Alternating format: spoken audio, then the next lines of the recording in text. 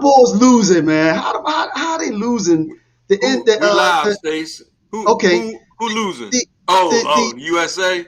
I mean, what is it? Look, real quick though. Man, them overseas boys ain't no joke. Well, And also the talent on the USA team, it ain't like the Dream Team. I mean, they got some. I was gonna ask you. Got squad, but it ain't like when you got Jordan. You got the best at every position. You know what I'm saying? That Okay. it ain't the same. Are there any dogs on the team? Are there any like dogs on the team that's just like, yo, I'm taking over this thing? Nah. Well, Dame Lillard. Oh, but now somebody said they took him out for the last quarter, right? Yeah, Dame Lillard, KD. Okay, but KD is not is he a dog though? I don't. Yeah, I think KD is a machine. I think he's a machine. George Gervin. You know what I mean? He got that smooth shit going, like the long, lanky arms. Yeah, but that's interesting though. Jr. But Nike, I look at him as a scoring machine, but a dog is the one that brings that emotion. I don't see that in KD though. Yeah. None of them ain't got that killer shit in them, like you know what I mean. And that's what I'm talking about. They ain't got that. About, man. Well, I don't know. Dame got some of that in him. Dame got some of that in him, but I don't know about the rest of them cats. Right? Yeah, that killer shit in them. Hey, okay, all right. Yo. I'm sorry, y'all. We digressed a little bit. That's cool. I'm TL, and that's Stacy, and this is Yo. Real Brothers Live. Real Brothers for the real world, and welcome to our digital neighborhood. Stace, what are going to be our topics tonight? All right, y'all. Like Till said, we'd like to take this opportunity to welcome everyone. Oh, Nike, while I'm doing this, don't forget to put the link in the comment so people chime in. Okay. Gotcha. Pat, what's going on? We'd like to welcome everyone to the Real Brothers Live, these real brothers of the real world. We got a couple issues that we're going to talk about today, but also we'd like to remind each and every one of you that we changed the format up slightly. Terry just put the link on the page here, so we invite you to click on the link. Copy and paste that link into your browser, and then if you have a question or a comment, you know what I mean, we can hit a button and let you in, and you can speak your piece. You can join the conversation. Absolutely. As we said, I mean, this is us talking from our perspective. So, Nike, the topics that we have for today, we hope a couple people hit me up, say they wanted to join in. So we hope that they'll join in soon. We have a couple topics, Nike. We have living your best life, if why or why not. Mm-hmm. We have a Black History experiment. Mm-hmm. We have the 1%, and we have materialism. So where do you want to start, Nike? Let's start at the top. Are living you your best life? And living your best life. Why and why not? All right. Okay. So actually, let me start off with this one then. This was a topic that I put out on Facebook a little while ago, and the response was I didn't expect the response that we got. A lot of people chimed in. A lot of people had a lot of things to say about it. I hope that some of them will come on and repeat some of those things. So I wanted to bring it out there and talk about it. I think the reason that I put it out there because I think that it has a lot to do with where you are mentally. So I wanted to get a feel for what people to get their response, and the more we hashed it out, it became clear to me, Nike, that like I thought, a lot of people are realizing that the things that make them happy or make them, quote unquote, help them to live their best life are not what they thought it would have been going in. I think sometimes what you think gonna make you happy, once you get it, you're like, damn, you're still searching. You know what I mean? Still searching. Right. Especially when you're talking about quality of life. You know, when you talk about quality of life, a lot of times it wound up being the simple things. You know, peace of mind, and just different things like that. You know, so let me answer that question then. Am I living my best life? I'll say I'm going to have to say yes. and I'll put this caveat in it. I do realize, like, that life happens and nothing is ever 100%. But I think that I realize that happiness starts from within. I don't think that, at least for me, nothing on the outside can make can make me happy. I think that it's up to me to keep myself in a good space. Now, that's not to say that issues can't bubble up in your life to make you struggle a little bit. Yeah, of course those things happen, but I think for me, as long as I focus on what's important, I'm normally okay. You know what I mean? Yeah. I'm normally okay. Yeah. And go ahead, Knight. No, I was just about to blend in with what you were saying. Like, as far as me living my best life, I would have to say yes, because I'm not mentally enslaved anymore. You know What do what I you mean by mean? that? Like, I like a lot of people out here think that they're free just because they're physically free, but they don't realize that a lot of times their mind is still enslaved by certain things, that they think about, certain ways that they go about life. You can tell that they're still under the mentality that that there's somebody over them, Right, or right. there's somebody that's able to hold them down, when in actuality, can't nobody hold uh, me down, you down, or Right, anybody else down unless you right, let them. right, You know what I mean? right, right. It's all depends on if you're gonna give the person that power. Mm. You know what I You know mean? what? Somebody said something that was profound. It was one of those dictators or something.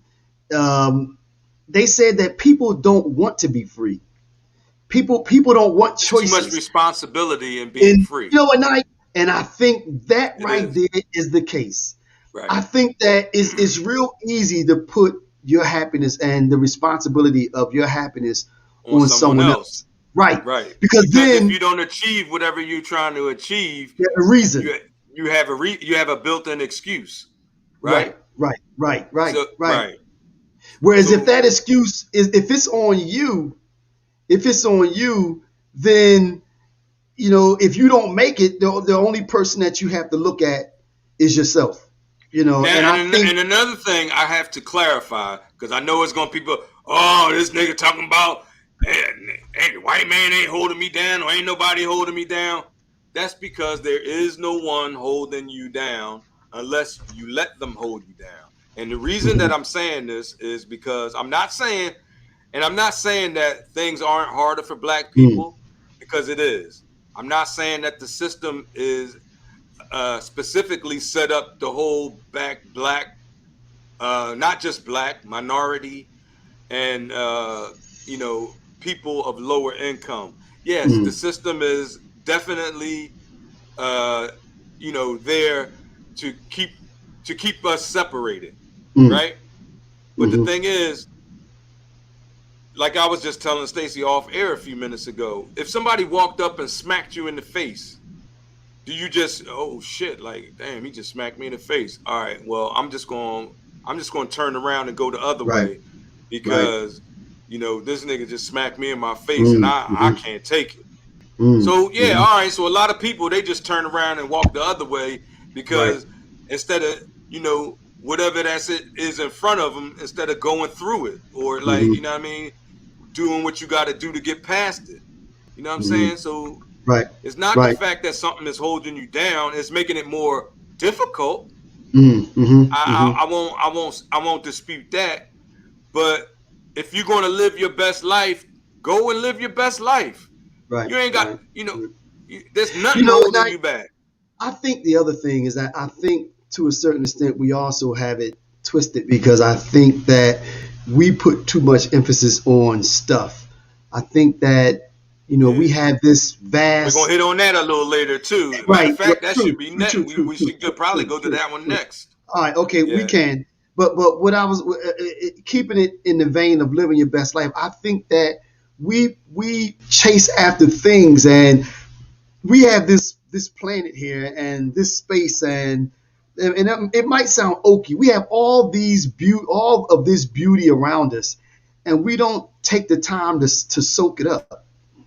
You Right. know, I think we spend too much time focusing in on what we don't have versus paying attention to what we do have and what we have access to. Put it that way.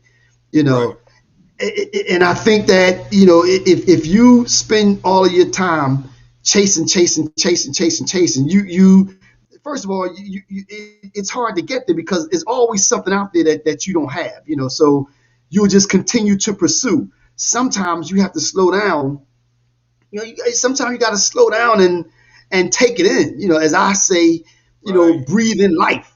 You have to, take some time off and go to the beach Enjoy a or nice view or something, right? Sit right, back right, and, right, I ain't saying this might sound corny, but get you a book, man. Sit back, get under a nice tree somewhere, or you know what I mean. Get on, on the beach, whatever, right, and right, just, you right. know what I mean. Just, just, Yeah. just chill out.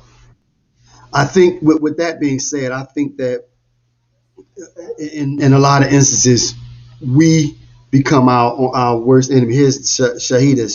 Shahida, I hope you got the link where you can join in. I'm not sure which topic you I wanted just to posted the chime in. link on that streamyard.com. All you had to do is copy and paste it into your browser, and we'll let you in. Now, Lynette says we caught up trying to survive as well, and And don't don't live. live. That's true. Now, That's true. see, but it's a balance because there are always going to be obstacles. As I like to say, life happens, and life happens every day. But I think that we have to be able to sometime pull ourselves out of that fight and so recharge. You have to recharge. You can't always be in fight mode, because I I see think what that Lynette's within saying itself. though. She talking about like survival mode, like when you gotta, try to get some bread to get some groceries in the crib. You know what I mean? Because you got You kids that want to eat. You know what I now mean? see, You but can't put it off. You can't put survival mode off for a while. You gotta do what you gotta do. right. You know what, Nike, and I agree with that. But what I'm saying is, every day, I mean, and I guess this is a question: can every waking moment be a fight? No, it can't be. I mean, Not we every have to. waking moment, but I mean, sometimes you gotta do what you gotta like. There's people out here that states that's working like 3 and 4 part-time Mhm, jobs, right? mhm, mhm, Just to mhm, just to pay they rent and to give to keep a little bit of food in the crib. You know what I'm saying? mhm, So mhm. you if you working 3 jobs, you working all these different shifts. You know what I mean? You sometimes it's hard to just be like, I'm just going to chill or I'm just going to do that. Sometimes, you know what I mean, you got to bust it up. Nike, Lynette There's says, people out "Where's the here link?" working their asses off. You know what I'm saying? Yeah, okay. Let me put the link Yeah, I in the got the chat. link right here. I just put it in there. Lynette Here it says, is. "Where's the link?" And let me see. I'm learning not to always be in a rush. And now that's what Shahida said, and that's kind of Uh-huh. what I'm getting at because we definitely have to fight. Nothing is going to be given to us, so we have to fight for it. But I don't think that we can spend all of our time in that mode. You have to be able to unplug and find a space where you can just relax. That's almost like Right. PTSD. You can't be in flight or fight mode every day, Every all day. day. Right. I No, see what you're saying. But you have to find a space. yeah. You have to find a space. And I think something that you said was true though. Even if it's I think sometimes we think that finding that space is watching TV when sometimes that's not it because that's just images and those images sometimes can wear you out also news and all of that Right. kind of stuff. You got to find a way where you can unplug and just soak in something different. The Lynette, hopefully Lynette got the link. Yeah. She said she wanted to call in. Shahida said I'm learning not to always be in a rush. and Saheed, I think that's the case. You can't always be in a rush, because life is going to always be there. And you know what, Knight? I'll take it one step further. Those issues are going to always be there. What So, issues? I mean, the issues that you have, if you working 3 jobs and you trying to, make it happen financially because you have to, those things are going to be there. But for your own sanity and for your own survival, you still have to be able to unplug. Okay, looks like Right. Lynette made it on. Oh, there's Lynette. All right, we're gonna bring her on. All right. Hey, Lynette. Hey, what's up, Hi. Lynette? How you How you doing? doing? Yes, we I'm good. can hear you fine. We can hear you fine. So please elaborate on what you were saying. Okay, so in trying to get to the link, I kind of missed some of the things that you guys were saying, so I don't know where we're at. We were talking about what we were talking about is well, the question is, are you living your best life? Why and why not? So I did see when you posted that on your Facebook page, and I did comment on it in one aspect, but I'll back up. And my comment here tonight was we get caught up surviving. And I've been a single mom for many years to multiple children, and the work like you were saying, like the working multiple jobs to get by. Yeah, I know what that's like because I survive. had 5. Yeah, so I know what Yeah, I it's got like. 5. Yeah. Wow. And not only that, listen, I had 5 girls. So when they hit Oh, teenagers, they were all yeah, I know stair that's steps. rough. Yeah. So I didn't have time. There was no time for me and living my best life because I was making sure they wasn't trying to live their best life. Right, that's right. Well, yeah, that's a right. different kind of. I mean, so Lynette, let me ask you this then. With the 5 daughters, how old is the youngest? Oh, there you go. She got a Look wheezy. like you're living your best life She now, got though. a wheezy. Let me tell you something. You Let me are tell in you the something. car though? Wait a minute, well, I see the car. How you? This is my getaway. She I in the made car this. on the podcast and drinking wine. She chilling. She chilling hard. Ain't no hookah. No, not the hookah too. Oh my God. Yo, she making it happen. wait. Hard. Wow. Go ahead. Ever since last week, I made this a date. I was like, this is mommy time. I'm going out in my car. I hear Y'all you. don't bother me. Right. And that's what I was going to ask you. How do you do that though? Because do you think that now, looking back, you realize that you have to make a time? You have to make time for that. You have to set some time, like you call it, mommy time. Set some of the other things. But set it up so that you have time where you can unplug. Because if not, you're no good to anyone. Because you get wound up so tight that you just never get to let it out. Sometimes, Stace, you just don't have a choice. There you go. There you go. You don't have a choice to be, but you might be wound tight. You might be tight as a drum, but you know what I mean. You still got to eat, so you got to, you know what I mean. You still got to eat. So and the kids, they don't. Well, daddy's tight tonight, so you know what I mean. I can't go out and make no money tonight. I'm tight.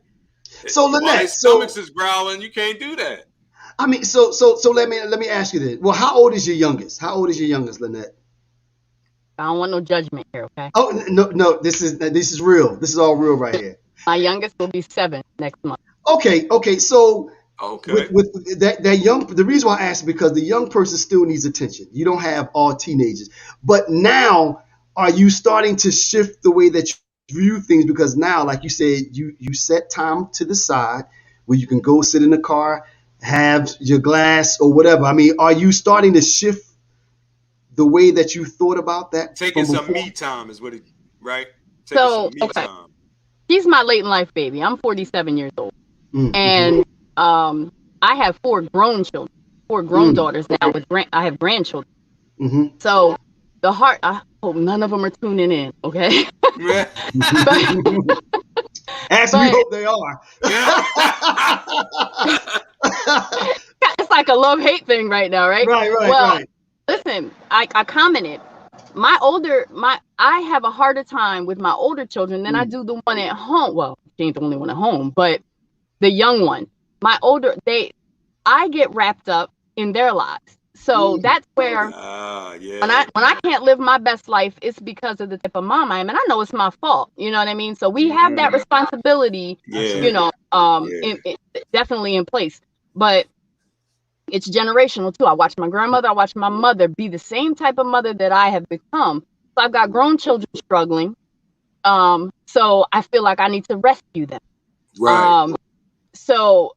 And as a single mom, I know how, raising them alone like that, I know what it's like to struggle. And I don't want to see them go through what I go through. So I try to put that weight up, which is causing me anxiety, stress, financial hardship. I mean, like, I'm still trying to come up out of the financial hardship of just raising them by myself. Even though they're grown now and they all have their own incomes and whatever, they're still struggling. And I'm, like I said, I'm trying to recover from raising them. But so that I already know my downfall as far as not living my best life. But you could, if you wanted to now, though, you could say, I got you when I come back from my little hiatus. Right. I do that now. Right. I mean, I got you, recharge. But you gotta wait for a second. Yeah.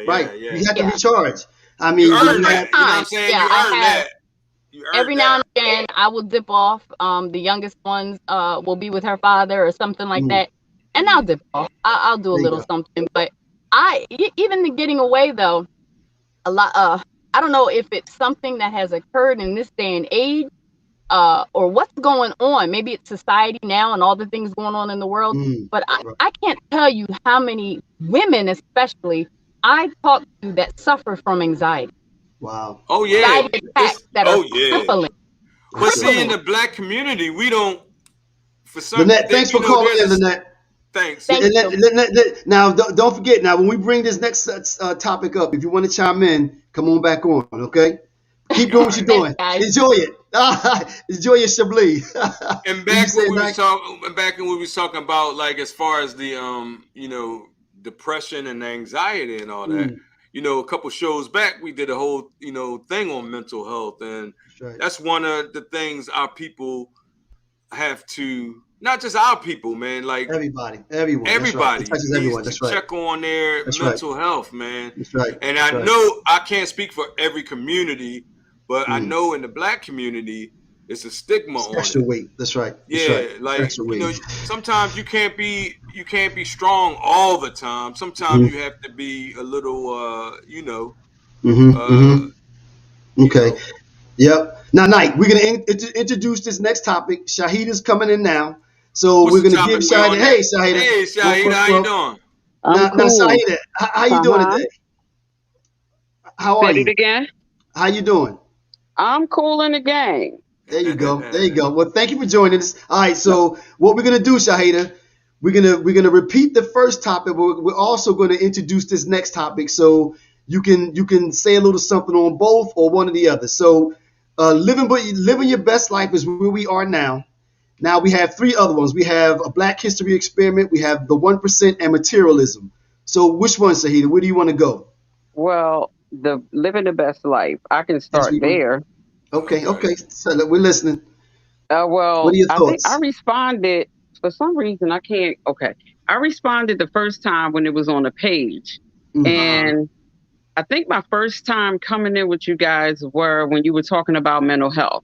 Now, for me, I'm bogged down with my son is 20, and I'm going to say between the ages of 18 and 20. He shifted. So it's like I took on that. I'm taking on my mom, and then I have my dad. So there's really no time. When you dealing with mental health in a child and trying to keep them safe, and we already know what it is. Society is not going to look at him like, oh, well, he just, there's something going on. He's a problem to society. Right. So I spend the bulk of my time trying to make sure he's okay. When he walks out the door, like he doesn't drive. So I spend a huge amount of money on lifts, like, because I can't be here, there, and everywhere, you know. So when he has to go somewhere, I'm like, okay, so where are we going? Because we're getting in a lift if I can't do it. So my best life is right here in my little honeycomb hideout. There you go. But you do have a hideout. In my bedroom. In here. Yep. And I'm okay with that because all I have to do is say, I don't want to say it real loud because she be listening, but hey, Google, play such and such. And I'm in my zone. There you go. Right. She came right in and she knew me. There you go. That's right. I mean, but Shahida, the thing is, though, she heard you. Hey, did you hear it? Yeah. I heard it, yeah. Hey, Google, stop.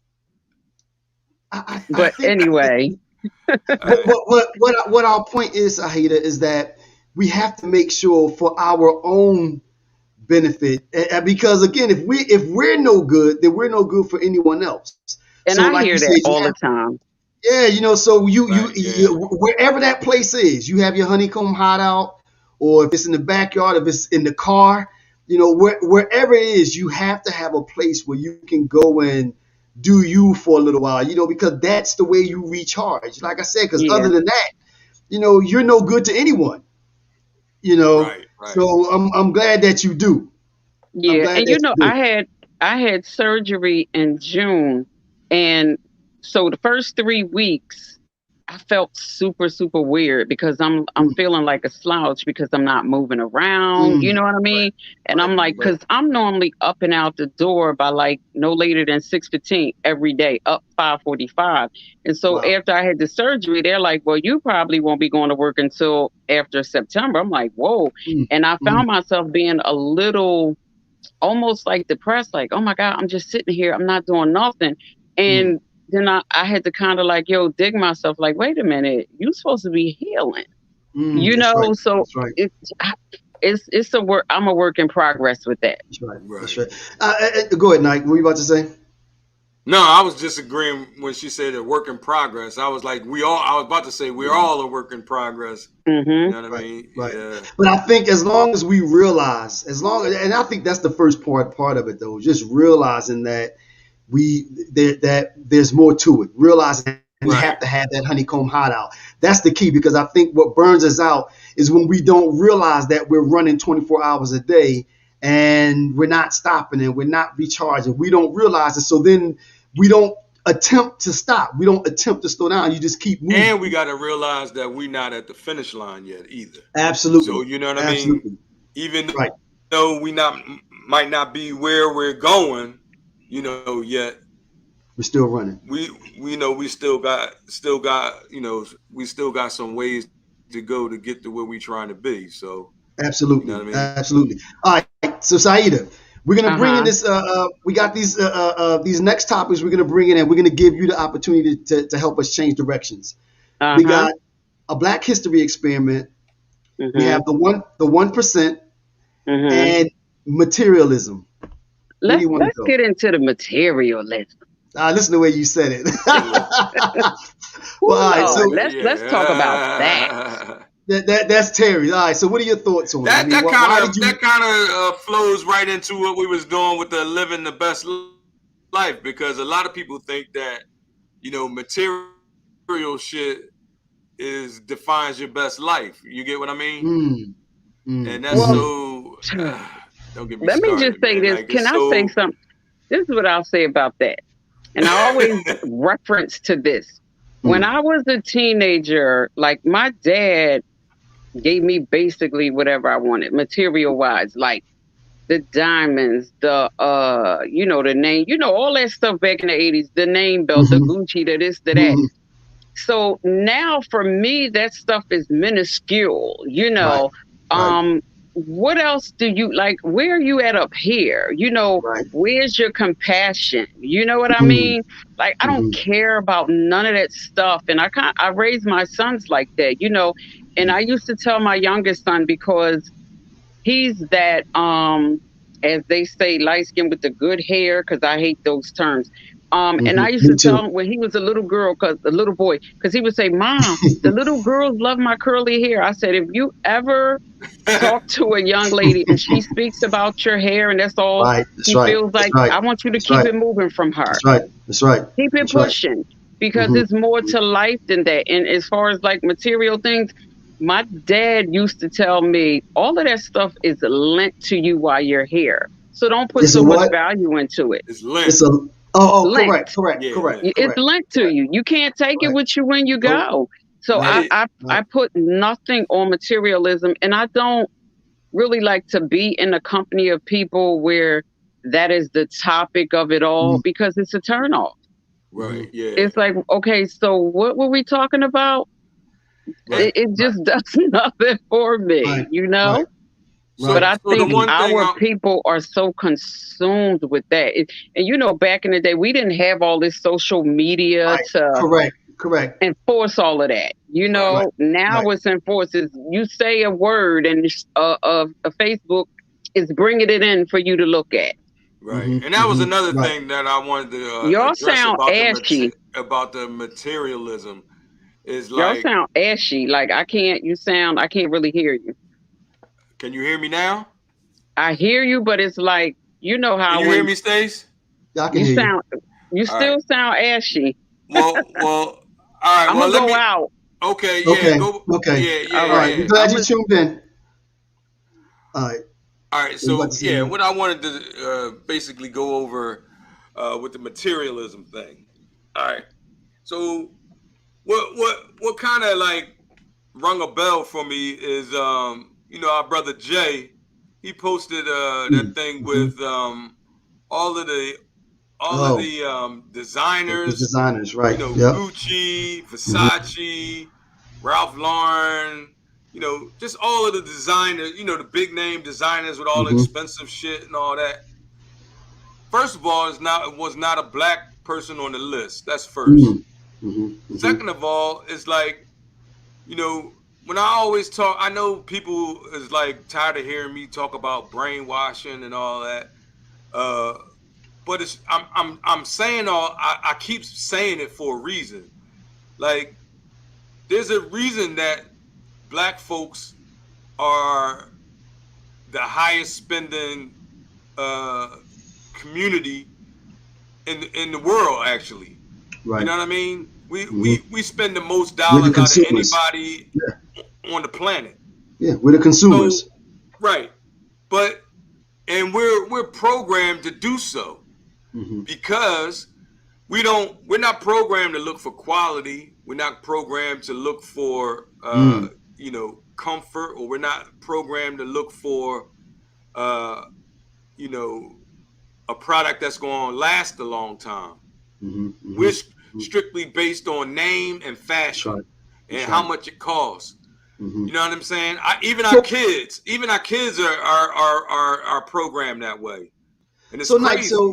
So we're gonna bring Shahida in regarding this, but what about the fact that people say that it makes them feel good? You know, they those things that's make part them of the programming, because if you have low self-esteem, if you have low self-esteem, and a Versace shirt is gonna make you feel like a man, or you know, a Gucci bra is gonna make you feel more like a woman, then there's something wrong with that. But if you need something material to make you feel relevant, that's a problem. Unfortunately, though. But we all went through that though, right? Then we when we came up, it was right. I mean, we all went through it because we were programmed the same as they were. True. So now that I'm not programmed, I'm trying to tell people or trying to warn people that it shouldn't be like that. Or I'm trying to deprogram people. Well, let me ask y'all this. When y'all went through it, because I have to honestly say that I was teenager years going into maybe my 20s. And then after that, that's when the my sense came in. You know what I mean? Because and I can't say this for everybody, but I just personally feel, this is just my humble opinion, when you get to like an adult of a particular age should be able to differentiate in what is you know, like, okay, when I was in my 20s, oh, I had to have it. This was popping. And, you know, but when you get to a certain age, your value system is supposed to change. Right. That's true. That's true. I guess that's the key then. The key then is that because since we've all gone through it, the key is that after you reach a certain age, your values should shift, and you should realize how maybe unimportant those items truly are to to your well-being. But yeah, but like I said, we've all been there. When we came up, it was what, Lee jeans, and you had Chardon, whatever they were, Jordache jeans. Nobody walked around with jeans with no names on them. Right. So yeah, but that's what I'm saying, Stace. Why? We got to ask ourselves why. But you know what my mom told me, and I distinctly remember my grandmother saying to me when I was a little girl, that there was a time when you wore designer and the name was like, to have the name shown, that was like not the thing to do. So as time moved on, I guess it kind of got mainstreamed. Okay, let me get Sergio Valente and all of these people, So to me, it just got weird, I think that's what Terry was saying, though. We chasing tags. You know what I'm saying? Chasing tags, chasing jewelry. That's one of the things I hate to see the most. When I see these rappers, man, and these guys with all of these big ass diamond chains and all that shit, and it's like, why? Now, let me say this also, though. Part of it also is relative, though. If you're talking about somebody that's making millions, let's say, some of these, like, to use your example, Nike, these rappers are making millions, so a diamond chain to them is like a gold bracelet to us. Yeah, so but in 10 years, they're going to want that. In 10 years, they're going to want all that money back that they spent on that, on all that jewelry. But that's a different issue, though. You're talking about somebody that's maybe, if they don't manage their money right and they need it or something like that. That's my point. That's my point. But what's higher? What do you see more of? Do you see more of 20 years from now they still got it, or 20 years from now they don't have it? Right. Exactly. Most of the time. Even in the NBA and the NFL, those guys usually don't keep their money either. You know what I mean? Because they don't know how to manage their money, man. I think the big problem comes in with social media, because the people that look up to the athletes and the rappers and the quote unquote celebrities, they set the trend. They're the trendsetters. So you see the person that you admire wearing those sneakers, and now you want them, and now it's all over social media. So now everyone wants them. So we didn't have social media like this when we were coming up, so it wasn't exacerbated as much as it is now. Wear no flossed out chain like that. True. I ain't, you know what I'm saying? Yeah, I ain't never seen, what's his name? What's the boy with the stock market boy? I know you're talking about. All they houses is flossed out. Trust and believe them. I'm saying they houses might t-shirts. Be, y'all, them t-shirts, Bill Gates and them jeans, they probably like $200-$300. Zuckerberg and all them dudes, man. He ain't gonna have that stuff out there like that. He's not gonna do it. And I've had people argue with me to say, well, our people came from, wealth and this and that. And, like when you look at the Egyptians and stuff, how they, had all their stuff on there, they kind of like to put it towards that. You know what I mean? Right. Yeah. You see all of that and it's like, okay, well, we talking about something totally different, That's right. Right. Mm-hmm. Yeah. All right, Shahida, we appreciate you getting on. Not a problem. Like I said, like Stace said, you something else you want to comment on? Just hit the link again. Hit the link. Come back on. All right. So Nike. So we're gonna. What you want? Do you want to go on to the next one? Did we finish up on the materialism, John? Man. No, go ahead. Was there something else? I just wanted to say this last thing, man. Can our people stop thinking that they're you know, they have something to prove to somebody. Like, if you poor, it's okay to be poor and not have to go and try to spend your money on something that's expensive just to try to show that you're not poor. Or see, I think, but Nike, I think that the challenge becomes though, you know, and I just reflect back when we were young. You know, none of us came up with silver spoons in our mouths, but we didn't want to show that either. Though, you know, that's, you know, we didn't want to. No one wants to look poor. You know what I mean? So I don't know. I think the problem becomes when you continue to chase, just pursue something, or you spin outside of your means. I think, you know, that's an issue. But no one wants to look poor. You know, I mean, and think about it. I'm We not talk about saying look poor, but what I'm saying is, like, okay, for example, and I'm not trying to throw my man MJ under the bus, but what I am saying is, if I'm living check to check, right? If I'm living check to check, why do I go and spend $200 for a pair of sneakers just because it got Michael Jordan name on it, rather than going to get a good quality sneaker or a nice pair of sneakers for like $50? You get what I'm saying? Well, like, now the other side of that, my whole thing is like, why, like, living beyond your means for no reason? that's different. Well, but the other side of that though, Nike, and let me just kind of say this though. I think when you're in the struggle constantly, that, you know, at some point in time we still like to treat ourselves. You know what I mean? Now, right. I'm not saying go take out a loan to get something that's going to decrease in value, or a pair of sneakers or anything like that. But, you know, or don't go overboard. Your closet doesn't have to be full of Jordans, but to treat yourself to something nice that'll make you feel good, is that wrong? Is that Lynette? To make you feel good, right? I wanted to ask you wise, or you say what, Nike? What you mean? I mean, make you feel good, like comfortable?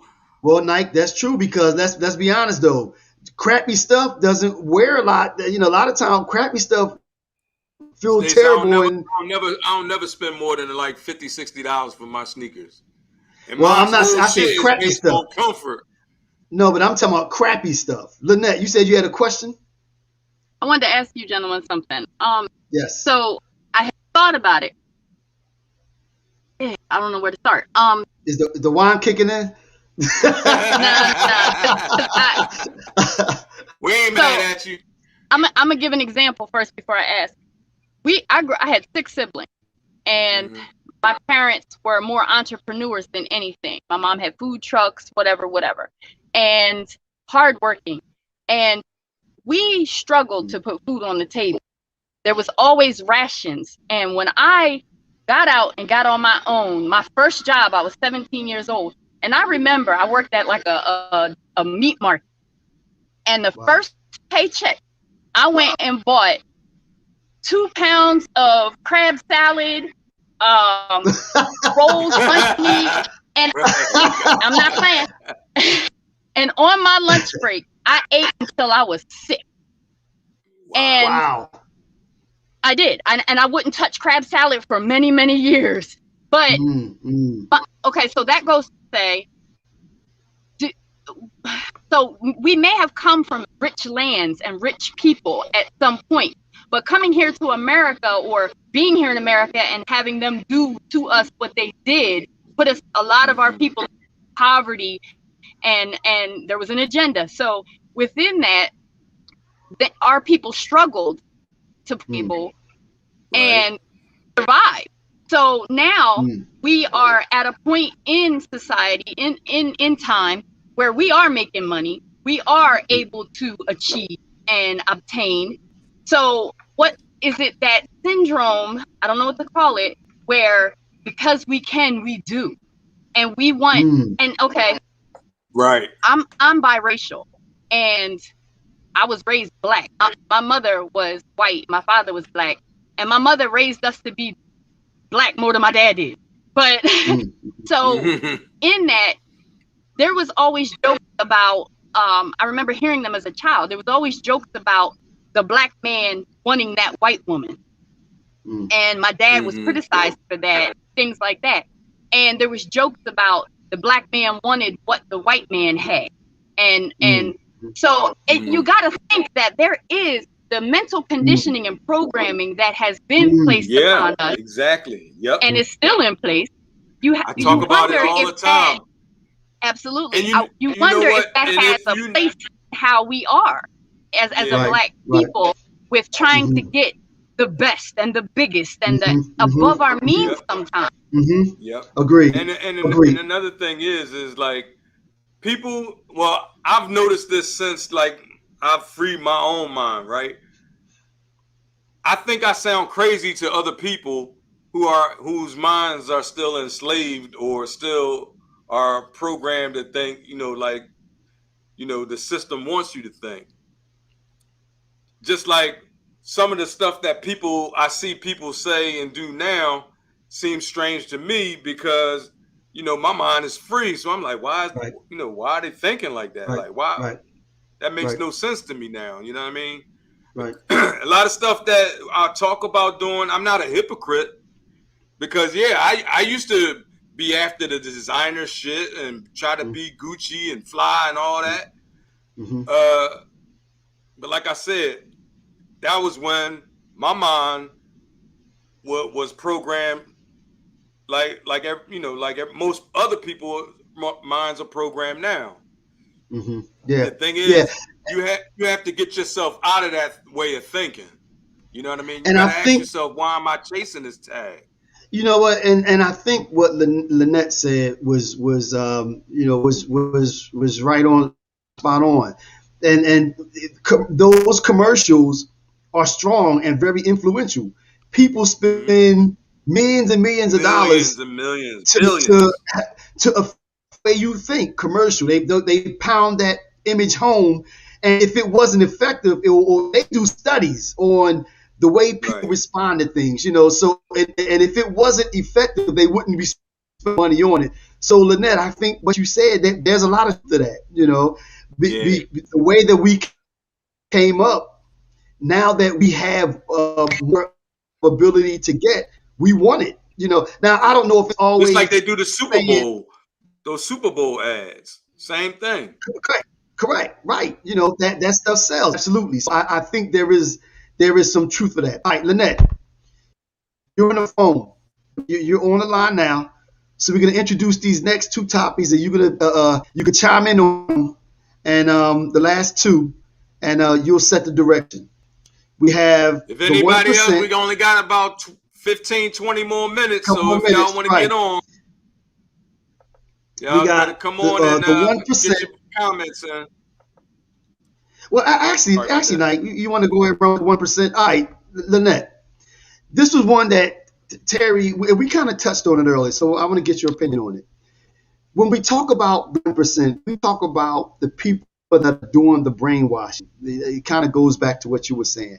The people that are setting the agenda, the people that are out here trying to have us fighting against each other so that they can pick out pockets on the other end. What are your thoughts on that?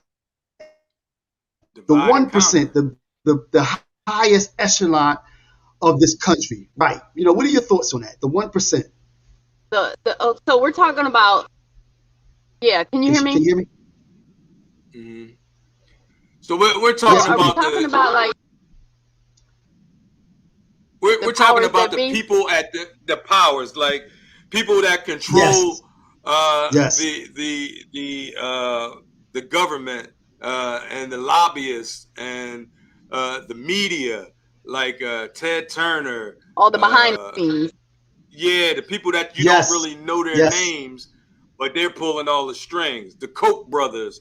There's a bunch of people that we don't, like us regular people, don't hear about, but they are actually pulling all the strings. They own all the media. They own all the corporations, the big corporations. They own all the land. You know what I mean? They got their fingers intertwined. And the thing about it is, if they keep us fighting each other, if they keep people, the lower, the 99%, divided and fighting each other, then we're not concentrating on what they're doing. You understand? So that's why I wanna acknowledge who the 1% is. Right. Yeah. What do you say, Lynette? I was saying that's what my take on it was. The behind the scenes powers that be is, that's how I term it. Because we don't know a name, we don't know a face, but I mean, you can place some, but I believe that as the masses, skin color, I don't even think matters, but so much we're talking about that high up. I believe that they want to control the masses regardless of anything, race, religion, it doesn't even matter. They have an agenda. They have an agenda, and they have to keep the people, because we're not the only ones brainwashed. We're just the worst off. They have to keep the people both sides. Absolutely. To have them go against each other. Exactly. Yep, they have to keep the divide. And we have to realize that. Yep. And they have to keep us occupied with spending our money so that we don't do with our money what we could do. So that goes back to the materialism, but it's the race wars, the how we spend our money. You know how many of our people do not know how to invest wisely? And we're starting to wake up, but we're getting misled even there. Got to be careful. But I take a different take on it. I don't have a problem with quote unquote 1%, because I think that in a capitalistic society we have the right, and we all strive to be a member or to be able to get to that 1%. So I don't particularly have an issue with the people that are at that level. And Stace, you have absolutely no chance to join the 1%. But Knight, I'm just trying to be real. This is called Real Brothers. I'm being real with you, bro. We have absolutely zero chance. First of all, zero chance of joining the 1%. You know what I mean? And the system is set up that way. But listen to this though. But no, this is where I disagree with you. Suppose you come up with an invention that shakes up the world. There is a possibility. Now, don't get me wrong. They gonna take it from you.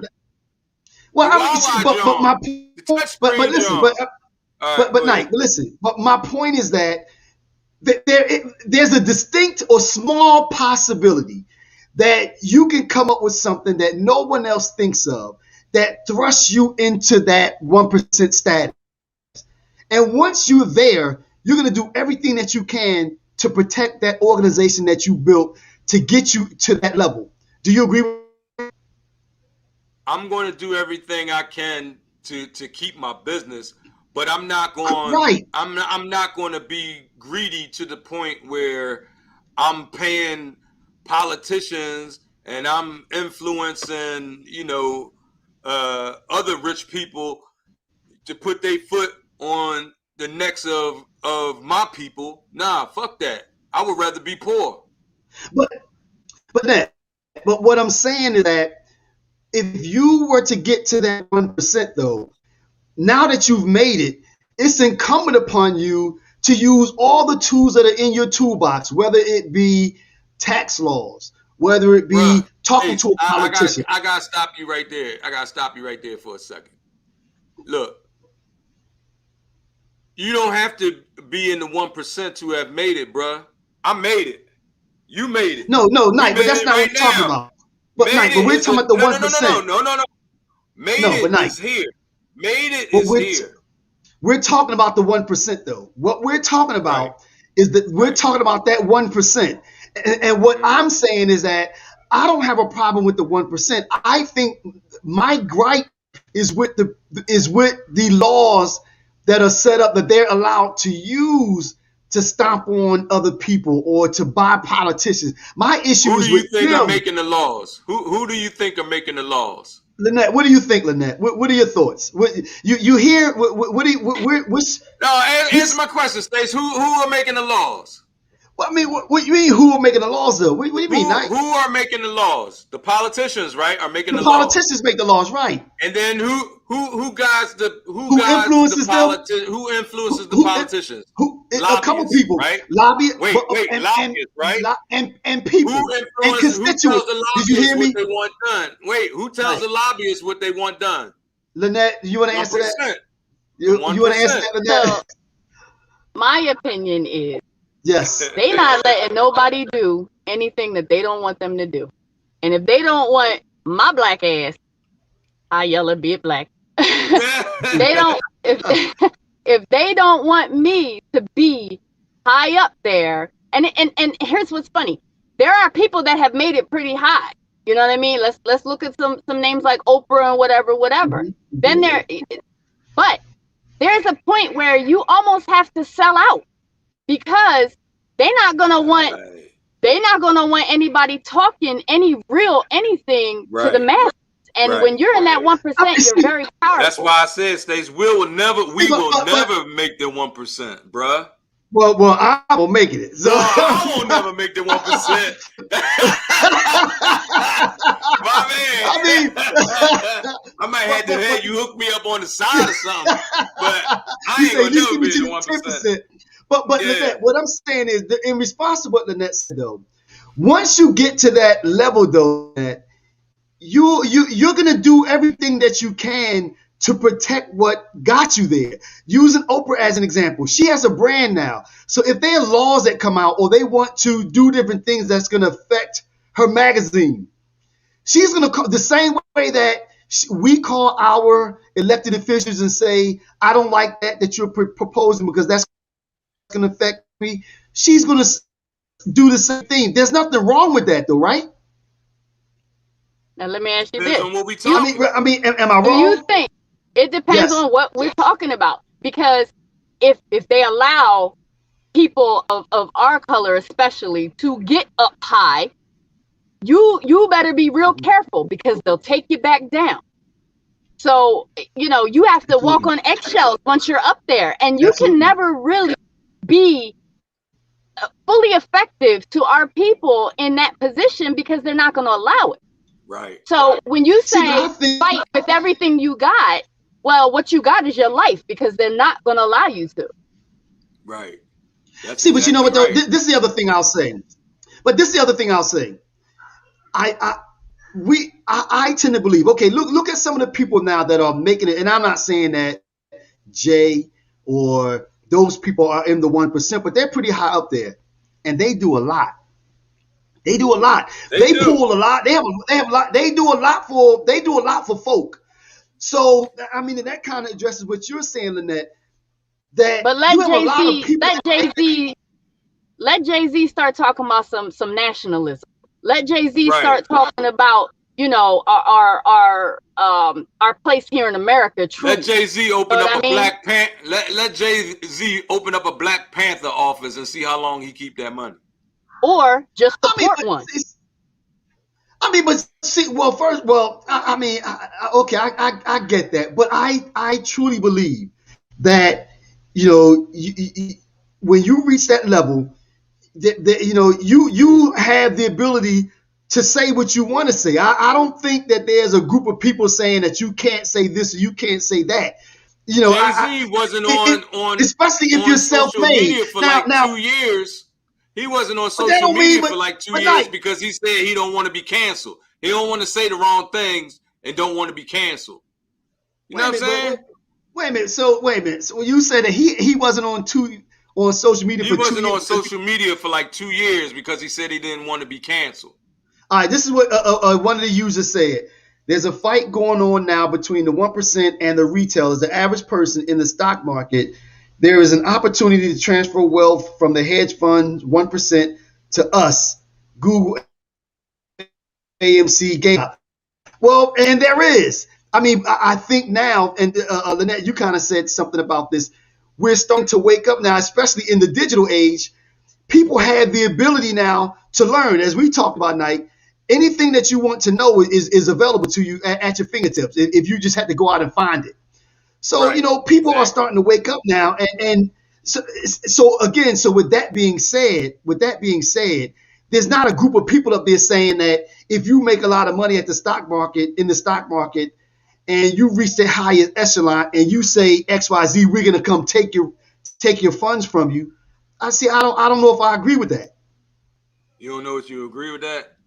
I don't know if I agree with that. Even if they don't take your funds, they're gonna make your life real hard and take your status or something. They're gonna knock you down some kind of way. When you like the cancel culture, like the whole cancel culture, that's the same thing. But that's different though. No, cancel culture had more to do with being politically correct. Not really a Jay-Z or somebody speaking up about black issues. Right, but what I'm saying is, so do you think if Jay-Z were to come out and say, you know what, I'm getting ready to start a New York Panther office, or just say something, out of the ordinary about like politics or anything, or social justice, anything, they're gonna go back in his. They're gonna go back because so he's far. Self-made. They're gonna go. Wait a minute. They're gonna go so far back in his history and pull up some shit that he did back in the '90s and be like, "Oh, we can't fuck with Jay-Z now because he did this." And then all of a sudden he canceled. Again, see what the difference is though, Knight. Self-made. See, if you're talking about being an employee, you working for a corporation and you represent that corporation. So yeah, you're right. There's some things that you can't say. But if you're self-made, what are they gonna do? Come take his albums from him? I mean, Lynette, you disagree? I'm not saying he's gonna be broke, but it's gonna be a big hit to his portfolio. I tell you that for real. You agree with Terry? All that shit. Yeah. You say again. I just think. I think Lynette, thanks for chiming in again. It's getting dark now. He about to kick you off. You should agree with me. He's like, all right, we see you later. I'm gonna leave on this one. I believe that anybody out there that has any type of mass following, with them high numbers, you have to walk on eggshells. You have to walk on eggshells. Because they'll pull everything out from under your feet. I don't totally disagree with that. But thanks for joining in, Lynette. It was good to talk to you. Good to see you. And thanks for chiming in. All right. Enjoy the rest of your meet time. All right. But you agree with him? All right, we get on you. We talk to you later.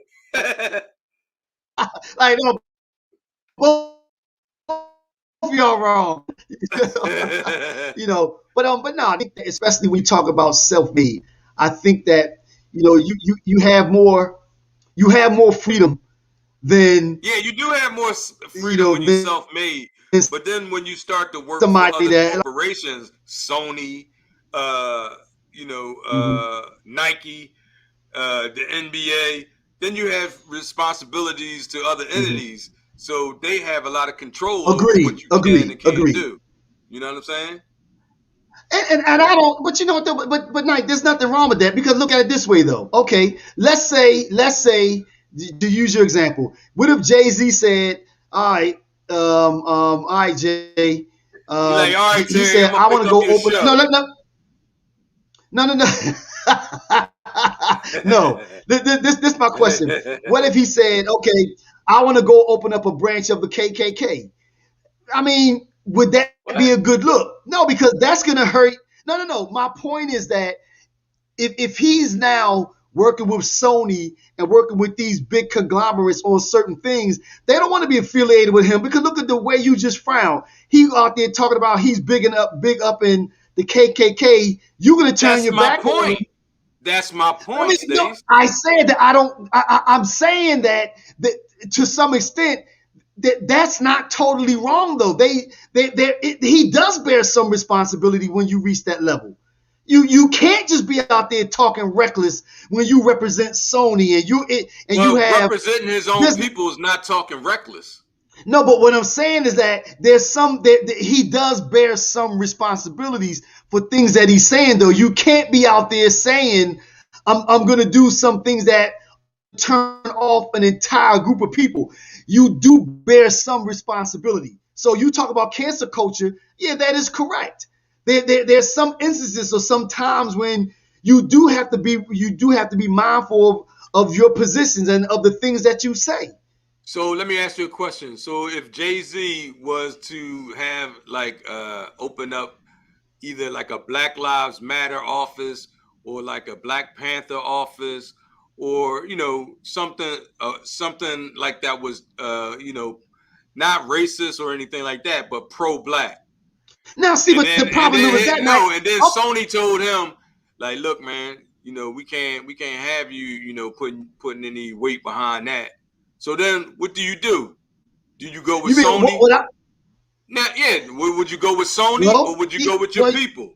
You know what, Nike? He would have to make that decision. He would have to say, is it worth running the risk of Sony possibly saying, well, I can't deal with that because you're going to turn off all of my country people, all of my people that like country music or whatever. You're going to turn them off, so we're going to have to cut ties with you. He's going to have to consider that. The same way he would have to consider it on the other end. If he said, I want to open up an office supporting the KKK, he would have to, and all of my Black. Right, exactly. Same thing. But my point is that is a true instance where he would have to take that into consideration. What are the consequences of me taking a position or taking a stand on that issue? He's gonna have to consider that. I don't know. I mean, personally, I'm gonna say I gotta run with the Black Lives Matter. Personally, right? That's what I'm saying. That's exactly what I'm saying. But my point is that that's why I said that we would never be in the 1%. Now you get my point. In order to be in the 1%, and why do you disagree with that? Well, because again, I still think that there's certain. In order to be in the 1%, there are certain what's the word? Compromises. Yeah, there's certain compromises that you're gonna have to make if you're gonna be in the 1%. You don't believe that? You don't think so? I don't know. I don't know, Nike. I don't know. I don't know if I agree with that. I don't know if I agree with that. I think that. So you thinking that the Koch brothers will let you in the country club when you got real shit? I mean, but that's there. But you in the country club if you was close to getting to the 1%. Like if you was. But the only way to the 1% is not. Boy club. No, but Nike. But the only way. But you didn't let me finish what I'm saying. My question or my statement. The only way to the 1% is not on that side. Jay-Z can possibly make it to the 1%. He's not hanging out with the Koch brothers. He might not agree with their position on issues. I'm sure he doesn't. I'm sure he's not trying to make it tough for Black people to vote. Matter of fact, he and Diddy had that whole thing talking about rock the vote or whatever. So he won't agree with the Koch brothers, but he can make it to the 1%. Do you think he's in the 1%? Jay-Z? I don't know. I don't know. He's just now getting $1 billion. He just now getting to the B. This cats I'm talking about. You talking about like Elon Musk, 100 billion. I'm talking about 1%. Like I understand. You know what I'm saying? They not thinking about no Jay-Z. You know, you killing me? I mean, you kidding me? They not thinking about no Jay-Z. You know what I mean? I get LeBron, it. I understand. Last week he just got to $1 billion.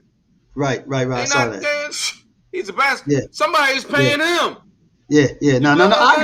I agree. You talk about, you talking about them cats, 50 billion, 100 Koch billion. Brothers. Yeah, I'm talking about Koch brothers, Bill Gates. I got it.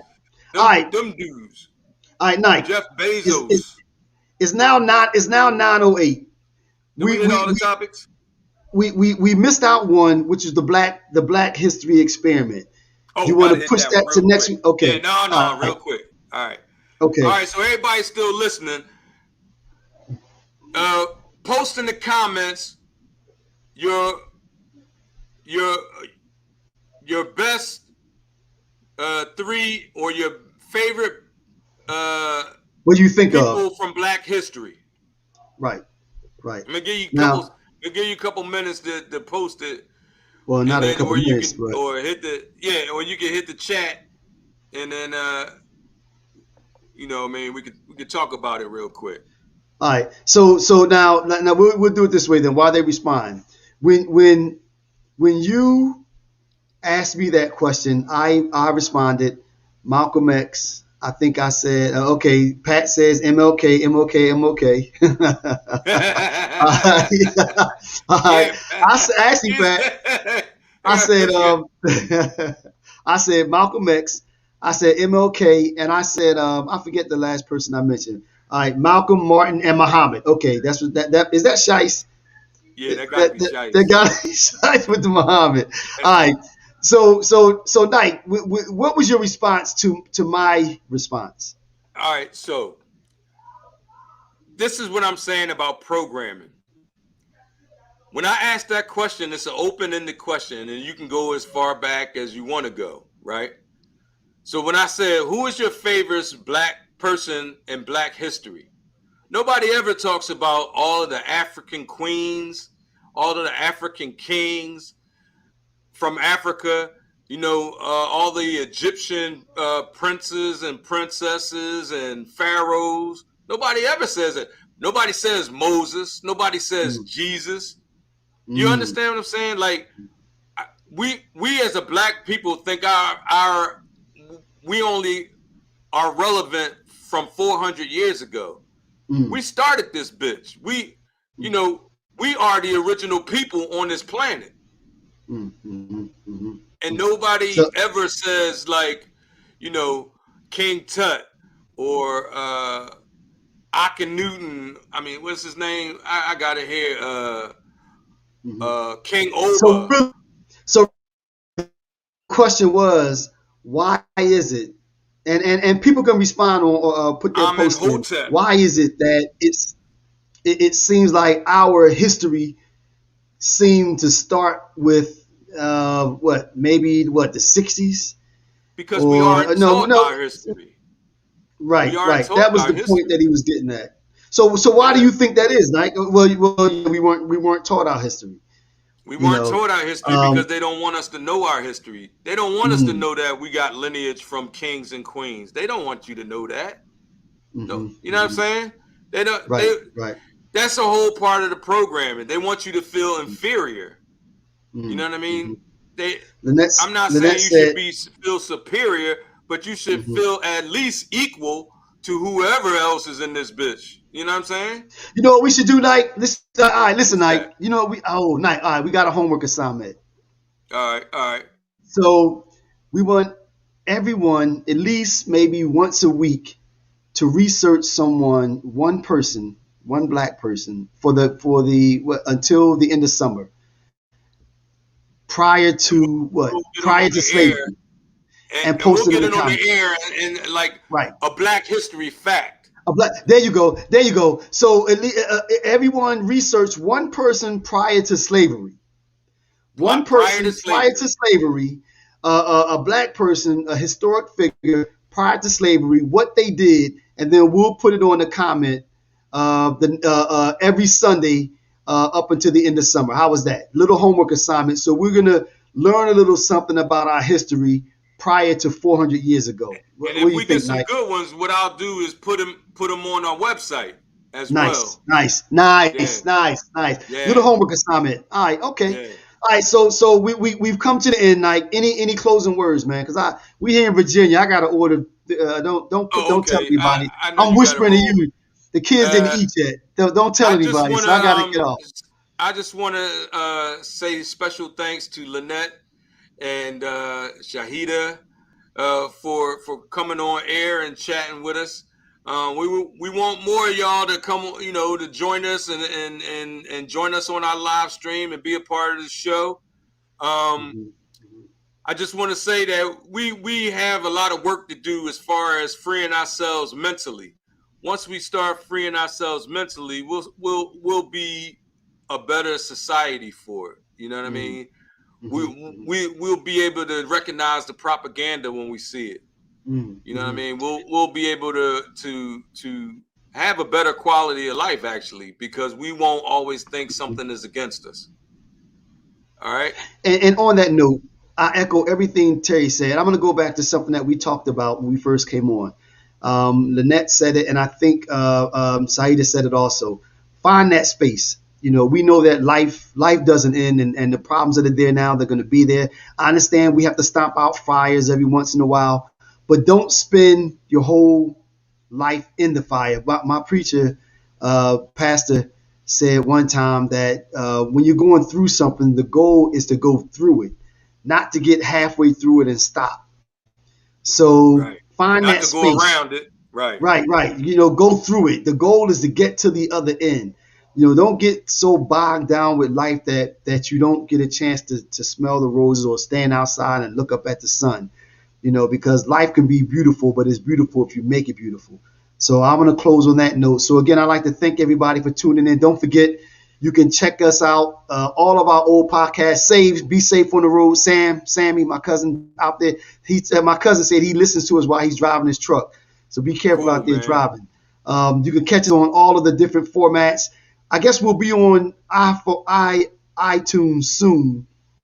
Yep. We're in a position where we can do that soon. Now. So you can catch our recorded shows at RealBrosLive.com/podcast, and you can also hit them up in our YouTube group, Real Brothers Live. Subscribe to our channel, and we thank y'all for watching. And stay tuned. We hopefully we could get some special guests to join us to talk to them, some of the politicians, about what they think or get their position or insight on what's going on and what we can do to help things get a little better for everyone. So we thank y'all for joining in, and we'll see you next week. Keep the comments going. Don't forget your homework for next week. We're going to post it up. Same time, everybody. Hey, if you're listening, tell a friend. That's right. Please do. Peace. Hit us up on Sunday. Love y'all. Peace.